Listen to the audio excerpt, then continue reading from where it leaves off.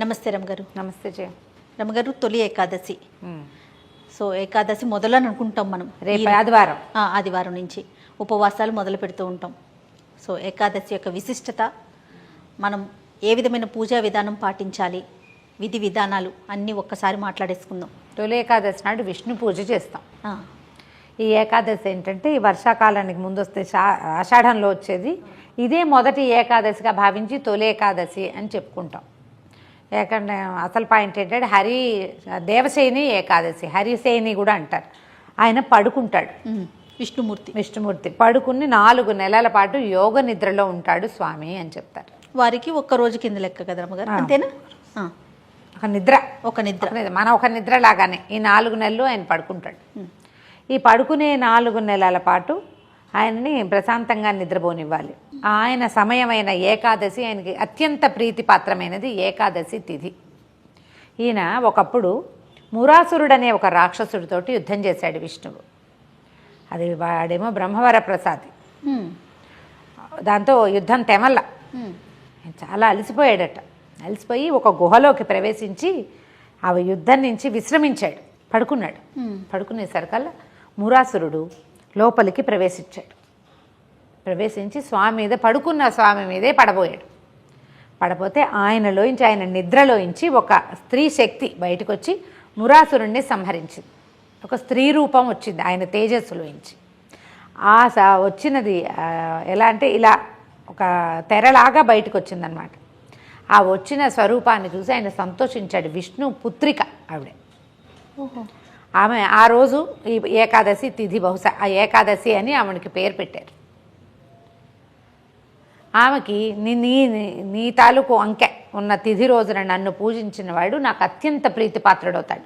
నువ్వంటే నాకెంత ఇష్టమో వాడు నాకంత ప్రీతిపాత్రుడవుతాడని ఆమెకు వరం ఇచ్చాడు. ఆ విష్ణువులోంచి వచ్చినటువంటి స్వరూపం అవటం వల్ల ఏకాదశి తిథి అత్యంత పవిత్రమైనది.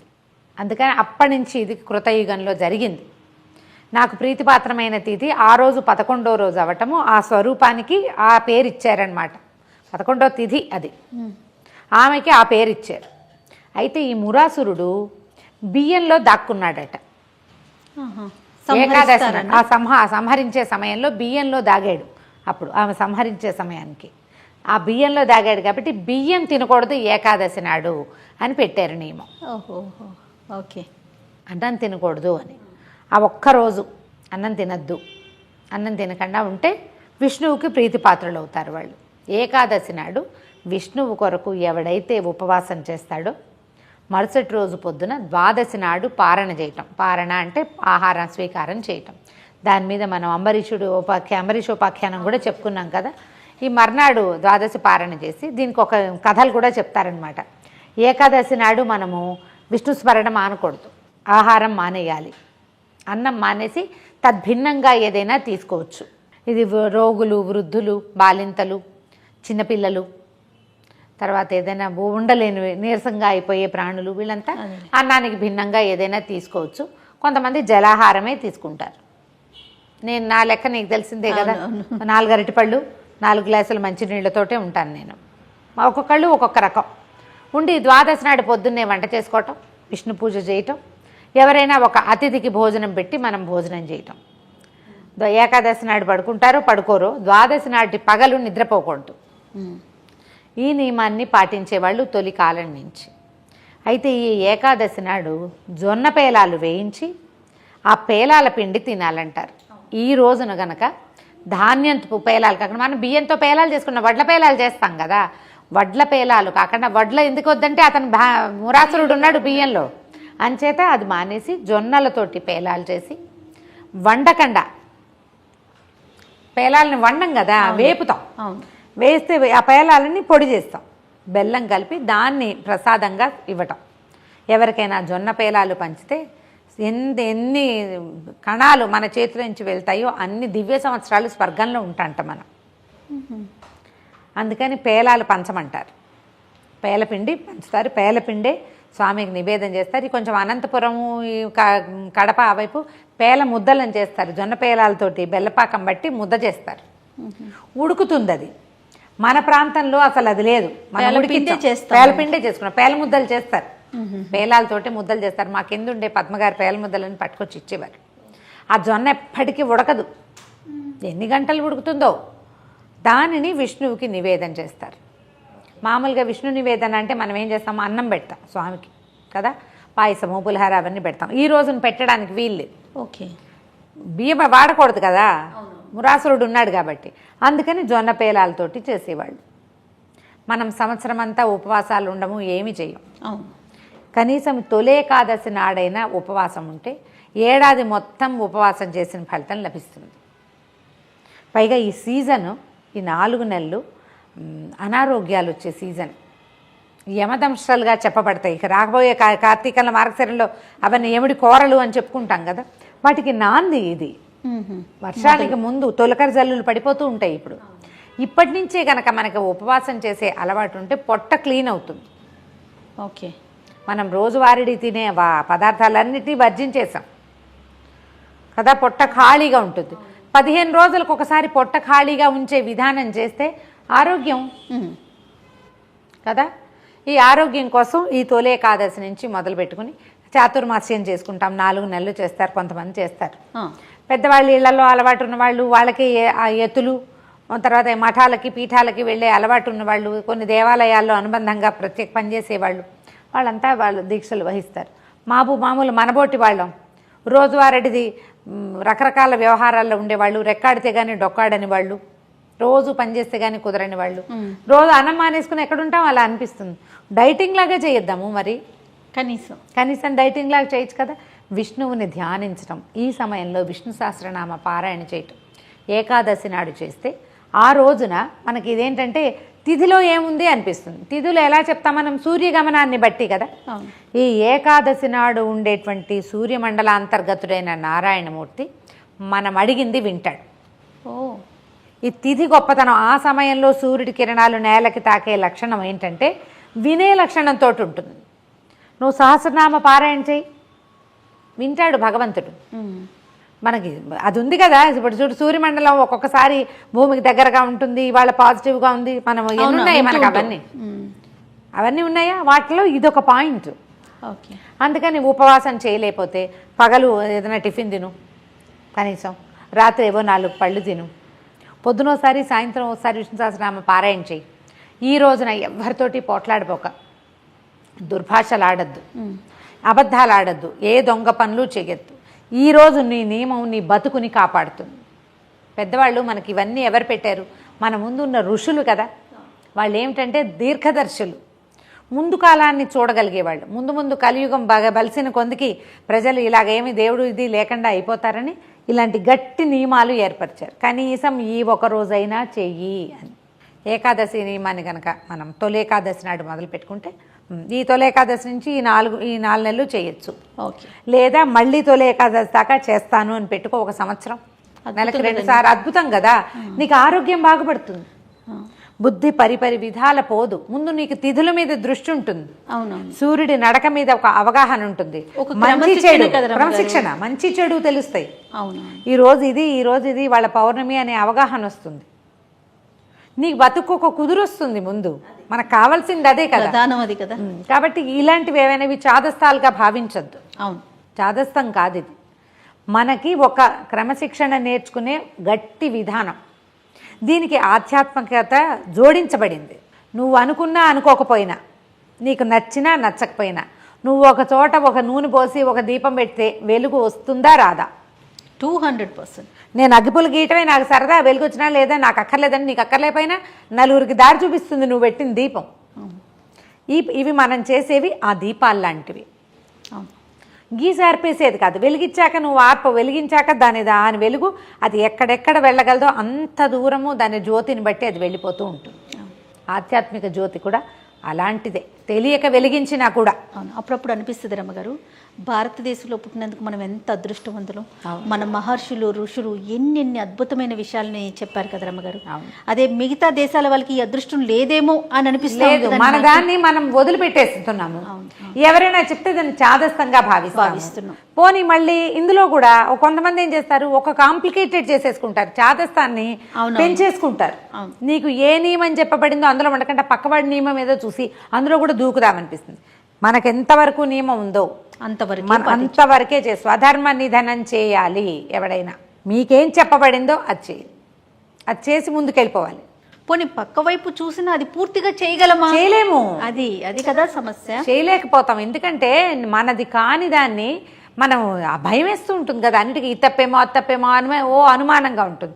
నువ్వేం చేయాలో అది చేయి, నీకు చెప్పబడిన నియమం వరకు చేసుకో, హాయిగా వెళ్ళిపోతావు. ఈజీగా సులువుగా ఉండే ఉపాయాలు తీసుకో, అవును, దాన్ని నియమంగా పెట్టుకో, మానేయకుండా. ఏకాదశి నాడు నేను నా నియమం ఒకటే చేయ, పళ్ళు పళ్ళు ఏవో నీళ్లు తాగండి అంతే, ఏదైనా ద్రవ పదార్థం తీసుకోండి. ప్రధానమైంది చేస్తున్నారండి మీరు ఇట్లా? చాలా కాలం నుంచి చేయం. అంటే పెళ్లి కాక ముందు అప్పుడు లేదు, మా అమ్మ వాళ్ళు ఉండేవాళ్ళు, మమ్మల్ని ఎప్పుడు ఉంచల. పెళ్ళైన తర్వాతే అలవాటు చేసుకున్నాం. మామూలుగా శనివారం రాత్రిపూట భోజనం చేయకపోవటాలు అవి ఉన్నాయి. కానీ ఏకాదశి నియమం, మీరు ఇవాళ తిథి ఏకాదశి అనగానే పొద్దున్నే మూతికి తాళం వేసుకోండి. నేను చెప్పబోయే నియమాలు అవి. ఎవరిని తిట్టద్దు, ఎవరితోటి పోట్లాడద్దు, నా హక్కు అని హక్కు కోసం కూడా పోట్లాడబోకండి. ఖచ్చితంగా దేవాలయానికి వెళ్ళండి. ఏదైనా ఒక విష్ణు సహస్రనామమో, ఒక అష్టోత్తరమో, ఏది కుదిరితే అది, ఓ వెంకటేశ్వర వజ్రకవచమో, విష్ణు సంబంధమైంది ఒక స్తోత్రాన్ని ఖచ్చితంగా కుదిరితే 2 పూట్ల పారాయణ చేసుకొని చదువుకోండి. ఎవరైనా చదువుతుంటే వాళ్ళతో గొంతు కలిపి చదవటం ప్రాక్టీస్ చేయండి. తప్పులుంటే వాటిని సరిదిద్దుకోండి. అంత పెద్దవి మన వల్ల కాదు, చిన్న శ్లోకం తీసుకోండి. శ్రీరామ రామ రామేతి రమే రామే మనోరమే సహస్రనామ తత్తుల్యం రామనామ వరాననే ఖాళీగా ఉన్నంతసేపు అది చదువుకోండి. మీలో వచ్చే మార్పుని మీరే చూస్తారు. మీ జీవితంలో రాబోయే మార్పులకి మీ ఇప్పుడు చదివింది, ఈ చేసిన నియమం పెట్టుకున్నాను చూడు, ఇది ఎలా కారణమవుతుందో మీకు తెలుస్తుంది. రమ్మగారు, ఒక పర్సనల్ క్వశ్చన్. మీరు చాలా సంవత్సరాల నుంచి చేస్తున్నారు కదా, ఆరోగ్యపరంగా అనేది మీకు తెలిసిపోతుంది, ఆధ్యాత్మికంగా మీరు అనుభవిస్తున్నారు కదా, ఏదైనా ఒక ఎక్స్పీరియన్స్ చెప్తారా? నేను ఇది అనుభవించాను జయ, ఈ తొలి ఏకాదశి ఇలా చేయటం వల్ల, తొలి ఏకాదశి రోజు నేను ఉపవాసం ఉండటం వల్ల ఆధ్యాత్మికంగా కానీ ఆరోగ్యపరంగా కానీ మీ ఎక్స్పీరియన్స్ ఏదన్నా ఉందా? జనరల్ ఆరోగ్యాలంటే నాకు జలుబులు అవి పెద్దగా చేయవు. అవును, జలుబు చేసినా పొద్దున ఉంటుంది, మధ్యాహ్నానికి ఉండదు. అవునవును. పొట్ట డిస్టర్బ్ అయితే నేను అన్నం మానేస్తా. తీవ్రంగా ఖాయిలా పడింది, స్టమక్ డిస్టర్బెన్సెస్ వల్ల లేదు. ప్రతి 15 రోజులకి ఒకరోజు ఉపవాసం ఉంటాం. శనివారాలు నేను మామూలుగా రాత్రిపూట కూడా కొంచెమే తింటాను. సాటర్డే నైట్ నేనేం తిన్ను తాగను కూడా చేయ. అవును, సాయంకాలం తాగిన టీ కూడా ఏం తీసుకోరా? నథింగ్ డూయింగ్, మంచినీళ్ళు తాగుతా అంతే. ఓకే. ఈ మామూలుగా అయితే నా ఏజ్కి నాకు కొంచెం అనారోగ్యం, మా ఇంట్లో ఉన్న మిగిలిన వాటి దృష్టి అందరికి స్టమక్ డిస్టర్బెన్సెస్ ఉన్నాయి మా ఇంట్లో, నాకు చాలా తక్కువ ఉంది. అది ఏకాదశి వల్లనే అనుకుంటా నేను, ఉపవాసం వల్లే. ఏకాదశి అంటే శనివారాలు కూడా ఉన్నాయి కదా, అదే ఉపవాసం వల్లనే. ఖచ్చితంగా ఆధ్యాత్మికంగా చెప్తాను జయ, నేను చిన్నప్పటి నుంచి భక్తురాలని అది కాదు, మామూలుగా అందరి పిల్లలాగానే ఆటకాయితనం అల్లరి అన్నీ ఉన్నాయి నాకు. దీన్ని డెవలప్ చేయడానికి నాకు ఎవ్వరూ గురువు లేరు, ఆధ్యాత్మిక గురువు లేరు. ఇప్పుడు సభాముఖంగా కూడా చెప్పేస్తున్నా అందరికీ, ఇప్పటిదాకా నేను ఎవరినైనా నా గురువుగా భావించినది లేనే లేదు, ఫాలో అయింది లేదు. అందరినీ ఊరికే జస్ట్ వాళ్ళ మాటలు వింటాను కానీ వాళ్ళని గురువుగా భావించి వాళ్ళ మాటలు అన్నీ ఫాలో అవటం, వాళ్ళు ఏది చెప్తే అది చేయాలనుకునే భావన రాలా నాకు. మా పెద్ద బావే నాకు విద్యా గురువు, మంత్ర గురువు కూడా. ఆయనే నాకు అష్టాక్షర ఉపదేశం చేసే బావే. ఆయన మా కాలేజీ ప్రిన్సిపల్ అవ్వటం వల్ల నా చదువు కూడా, మా పెద్ద బావ అంటే నేను బావా అంటే మా అక్క భర్తగా తెలుసు, అర్థమవుతోంది నీకు. నేను పుట్టడానికి కనీసం 15 సంవత్సరాల ముందు మా ఇంటికి వచ్చారు. మా అక్కయ్య పిల్లలు 4 పిల్లల్లో 3 నాకంటే పెద్దవాళ్ళు, మా వారి కంటే కూడా పెద్ద. Okay okay. ఆ పెద్దక్కయ్య చాలా పెద్దది కదా, లాస్ట్ కదా, నేను చివరి దాన్ని కదా. మా బావ వచ్చిన తర్వాత మా ఇంటికి మా అక్కయ్య పెళ్ళైన తర్వాత 8-10 ఏళ్లకో పుట్టే నేను. నాకు మా నాన్నగారితో కంటే మా బావతో ఎక్కువ చనువు. ఆయన తప్ప నాకు ఇంకో గురువు లేనే లేరు. ఆయన ఆధ్యాత్మిక గురువుగా ఆయన లేడు, జస్ట్ మంత్రోపదేశం చేశాడు మా బావ. నాకు నా అచీవ్మెంట్లని అయ్యో పెద్ద బావ లేడే అనుకుంటాను నేను. ఆయన సంతోషిస్తాడని. పెద్దబావ ఎప్పుడో పోయారు మా బావ, నా పెళ్ళికి ముందే. అవునా? సడన్ డెత్, అనారోగ్యం వచ్చిపోయారు.